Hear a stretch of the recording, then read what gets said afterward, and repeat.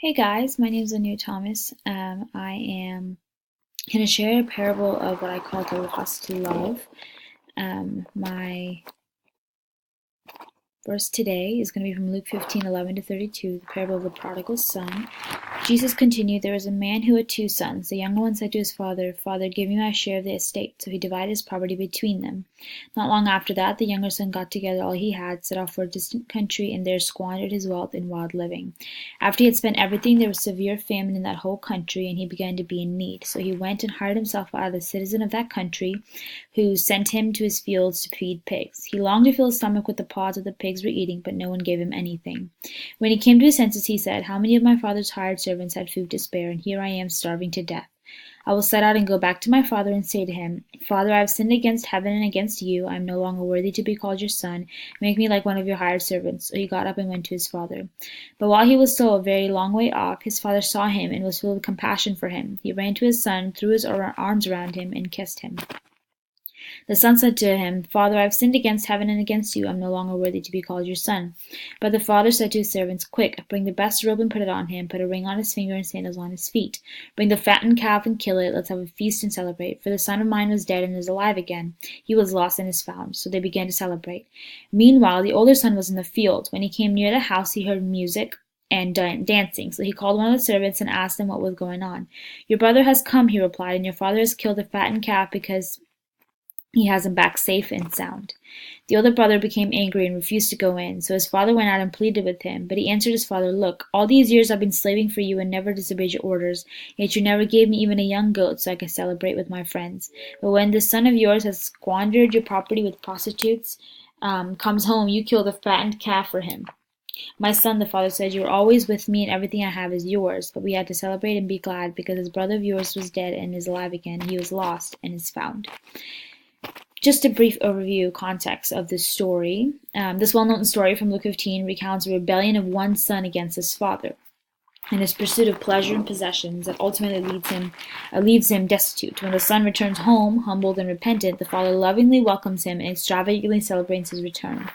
The other son, on the other hand, who was dutifully serving his father for years, is appalled that his brother did not receive the harsh discipline his rebellion and irresponsibility would have received or merited. So just going over the meaning of this, really. So the question is, how is Jesus' story of a father and his two sons relevant to the social policy problems of today?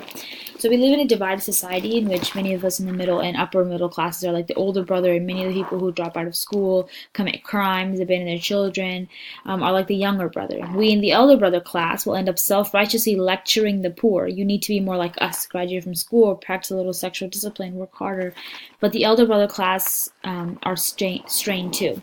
So the context with this is that the society currently has this issue of dividing people, whether that be by race or education or status, or whatever it is. There's always this concept of dividing people and not understanding how much brokenness there is together in a community, not finding things that we can find alike about each other, but rather finding things that separate us, and then using that as kind of a clutch to pull people away or tell them to be better or make ourselves look or feel better just because of the fact that they're not like us.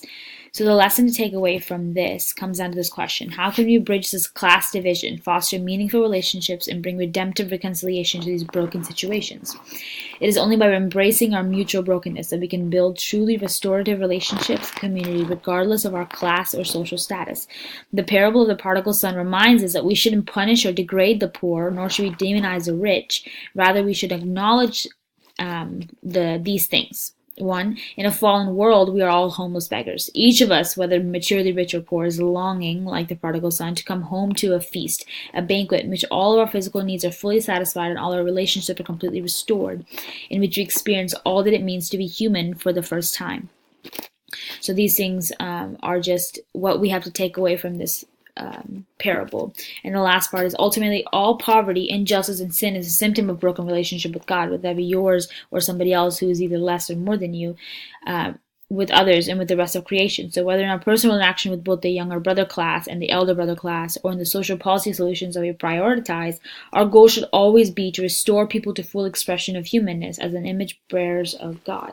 So as children of God, we are called to be his image bearers, we're called to be his representatives for the kingdom on earth. And so what God would have done when he sent Jesus was show love to the tax collectors, to the sinners. He went to their homes and had lunch with them and ate with them and showed them love and mercy and grace. And as his representatives and his children, we are also called to show the same love, and not to find things that separate us, but to come together with the brokenness that we all have together, with all the sin that we all have together, and find ways to love and forgive and show grace and mercy like Jesus would have, because we're supposed to be his example. Thank you.